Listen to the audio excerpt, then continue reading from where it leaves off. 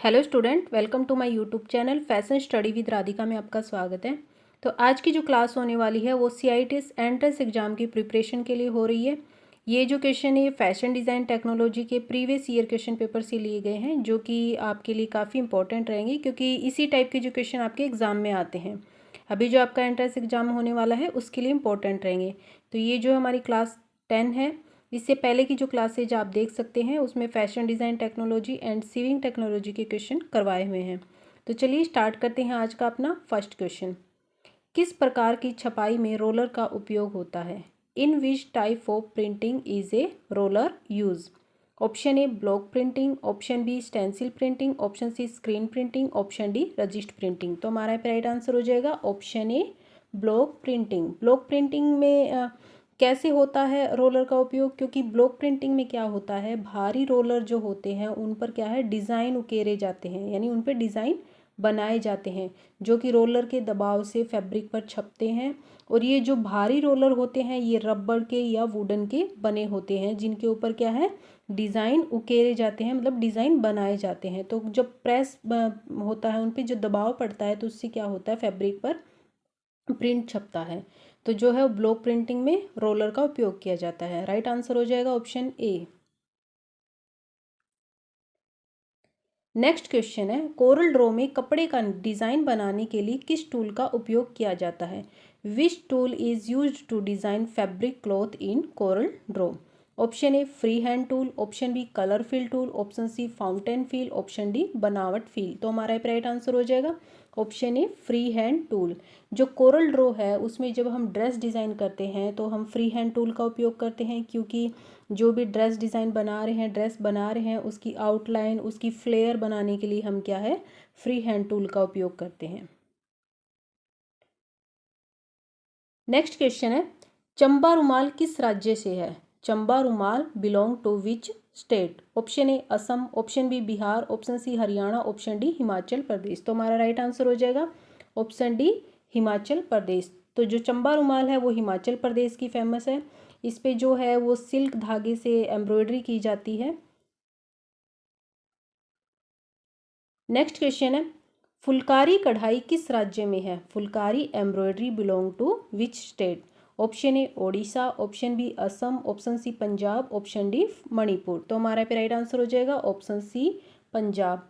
जो फुलकारी होती है इसमें दुपट्टे और शॉल बनाए जाते हैं, और जो ये एम्ब्रॉयडरी होती है अपनी फुलकारी, इसमें क्या है जो अनट्विस्टेड जो सिल्क होता है उस यान का इसमें उपयोग किया जाता है, जिसमें शाइन होती है और अनट्विस्टेड होता है।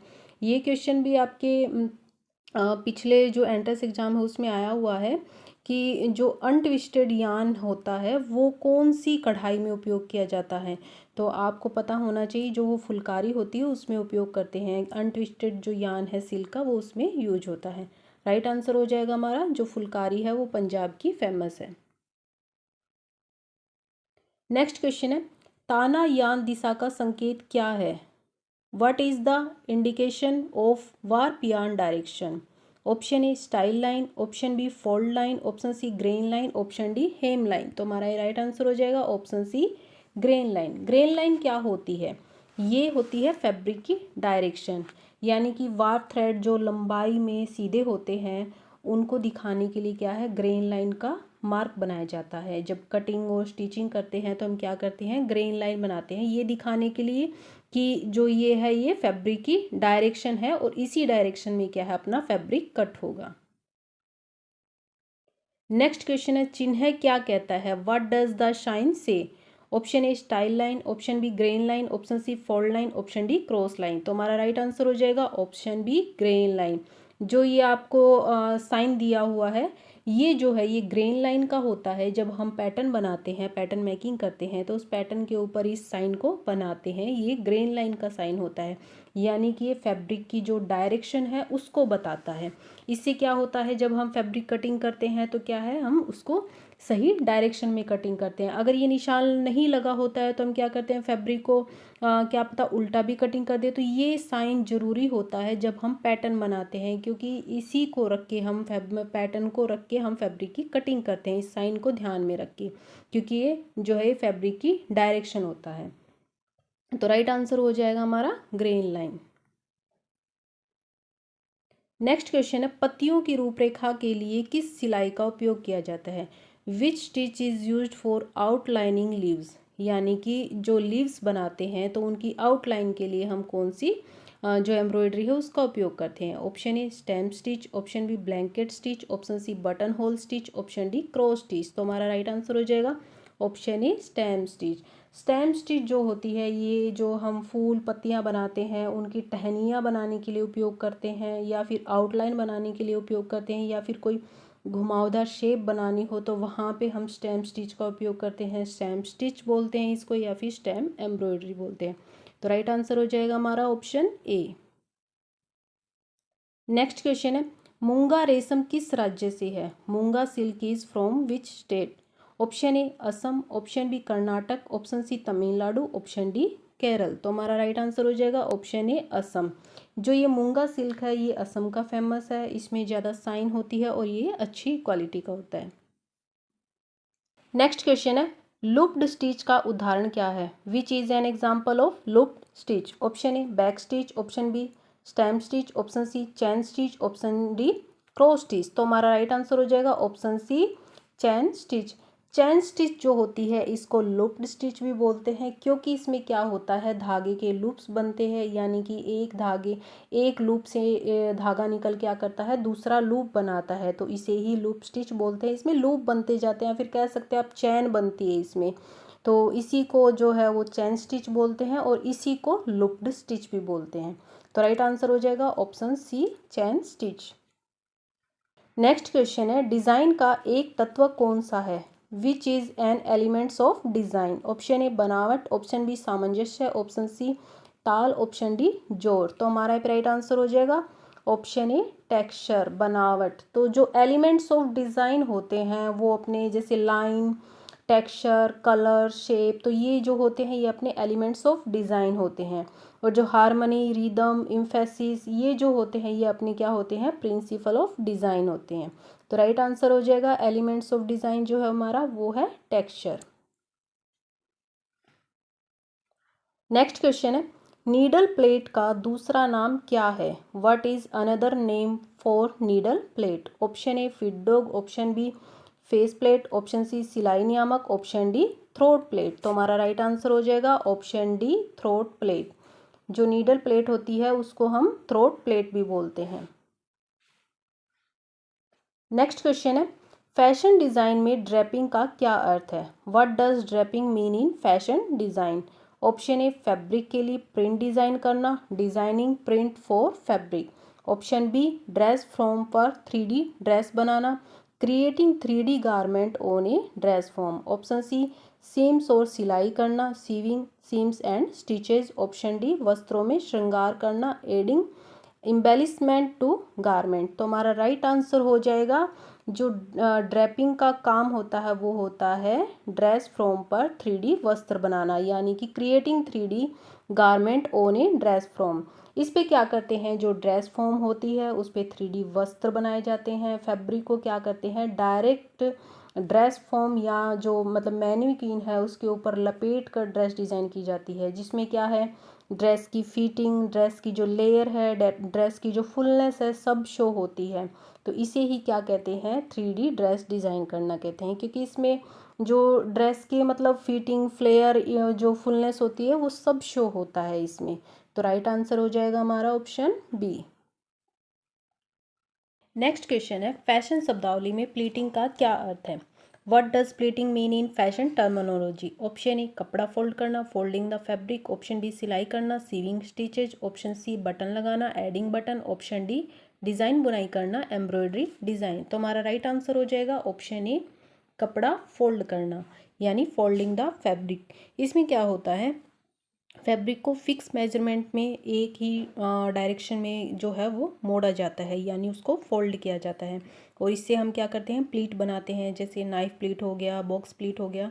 तो ये सभी जो है प्लीट बनाते हैं फैब्रिक को फोल्ड करके, जो कि स्कर्ट, फ्रॉक और लहंगों में बनाई जाती है।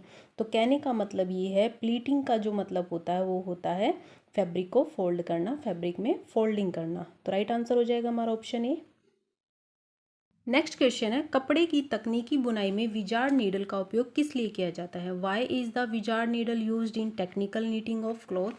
ऑप्शन ए धागा काटने के लिए, for threading cutting. Option B button लगाने के लिए, for button attaching. Option C embroidery के लिए, for embroidery. Option D stretch fabric में सिलाई के लिए, फॉर सीविंग स्ट्रेच फैब्रिक। तो हमारा राइट आंसर हो जाएगा ऑप्शन डी।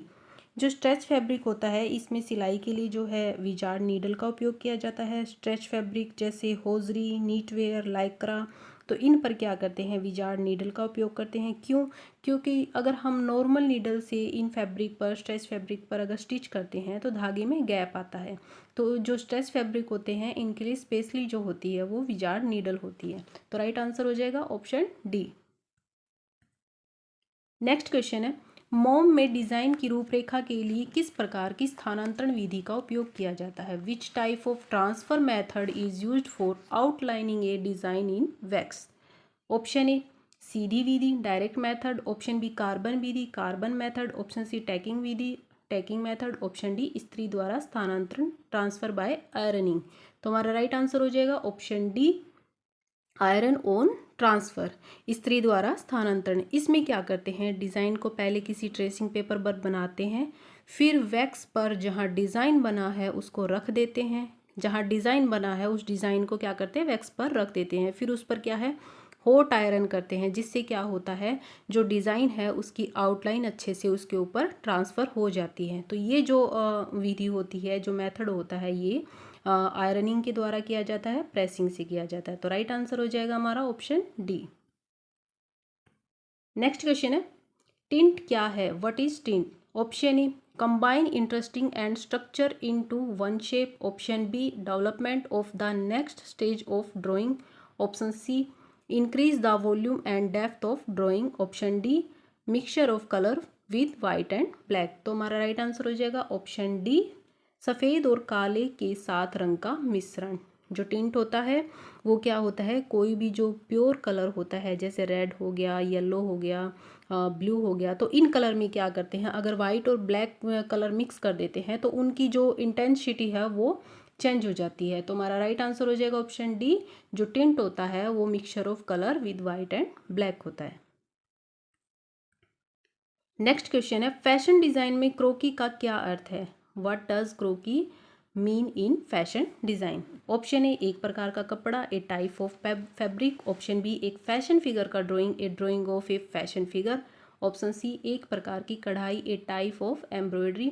ऑप्शन डी एक फैशन इवेंट, ए फैशन इवेंट। तो हमारा राइट आंसर हो जाएगा ऑप्शन बी, एक फैशन फिगर का drawing, a drawing of a fashion figure. जो क्रोकी होती है वो क्या होती है, ये एक ड्रेस डिज़ाइन करने के लिए बनाई जाती है। ये ह्यूमन बॉडी का एक स्केच होता है जिसे क्रूकी बोलते हैं। इस पर जो भी आपने ड्रेस के जो आइडियाज़ है वो हम ड्रॉ करते हैं, यानी कि हम ड्रेसेस बनाते हैं। इसके ऊपर ह्यूमन बॉडी का ये जो है वो स्केच होता है, जिसको क्रूकी बोलते हैं। नेक्स्ट क्वेश्चन है, फॉर्मल शर्ट में फुल स्लीव बॉटम कैसे समाप्त होता है? How does a full sleeve bottom finish in a formal shirt? Option A placket, pleat और कफ के साथ। ऑप्शन बी बिना प्लेकेट और कफ के। ऑप्शन सी गैदरिंग और कफ के साथ। ऑप्शन डी फेसिंग पीस के साथ, कफ के बिना। तो राइट आंसर हो जाएगा हमारा ऑप्शन ए, प्लेकेट, प्लीट और कफ के साथ। यानी कि जो फॉर्मल शर्ट होती है उसकी जो स्लीव होती है, उसका जो बॉटम पार्ट होता है, स्लीव का जो बॉटम पार्ट होता है, उसके निचले हिस्से में ये सब बनाया जाता है। प्लेकेट बनाई जाती है, प्लीट बनाई जाती है और कफ भी बनाई जाती है। तो राइट आंसर हो जाएगा हमारा ऑप्शन ए। नेक्स्ट क्वेश्चन है, महिलाओं के कपड़ों में सही ओवरलैप विधि कौन सी है? Which is the correct overlap method in women's clothing? Option A right to left. Option B left to right. Option C top to bottom. Option D bottom to top. तो हमारा यहाँ पे राइट आंसर हो जाएगा left to right. Option B left to right. महिलाओं के जो garment होते हैं जिनमें ओवरलैप होता है, जैसे शर्ट या फिर ब्लाउज या फिर कोट, इनमें जो भी ओवरलैप होता है बटन से, चैन से, तो वो क्या होता है, लेफ़्ट टू राइट होता है। और जो मैन ड्रेस के जो ओवरलैप होते हैं उनमें राइट टू लेफ़्ट होता है। तो राइट आंसर हो जाएगा, महिलाओं के जो कपड़े हैं उनमें ओवरलैप की जो मेथड है वो होता है लेफ़्ट टू राइट, बाएं से दाएं। नेक्स्ट क्वेश्चन है, मोम में डिज़ाइन की रूपरेखा के लिए किस प्रकार की स्थानांतरण विधि का उपयोग किया जाता है? Which type of transfer method is used for outlining a design in wax?